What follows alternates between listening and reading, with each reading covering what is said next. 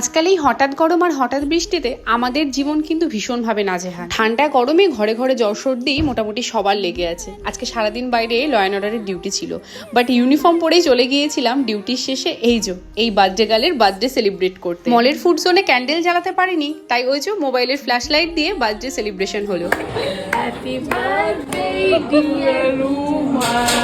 সারাদিন ডিউটির ফাঁকে এই স্পেশাল বা বিশেষ দিনগুলি সবসময় আমরা পালন করতে পারি না, তাই চেষ্টা করি নিজেদের মধ্যে একটুখানি আনন্দ করা। বেশিক্ষণ না, এই সন্ধ্যেটা মোটামুটি 1 থেকে 1.5 ঘন্টা আমরা কাটিয়েছি, তাতে এই মেয়েটি দেখো কত না খুশি হয়েছে। আজকে ডিউটির জন্য সারাদিন রুমার মুড অফ ছিল, বাট বার্থডে গার্লের মুড আমরা তো ঠিক করে দিয়েছি। আর স্প্রে করার সময় দেখেছো ওই যে আমরা দেয়ালেও লাগিয়ে ফেলেছি। পেটে প্রচন্ড খিদে ছিল, তাই কেক খেয়ে অলরেডি খিদেটা ভরিয়ে নিয়েছি। সাথে ছিল চা আর দার্জিলিং মোমো।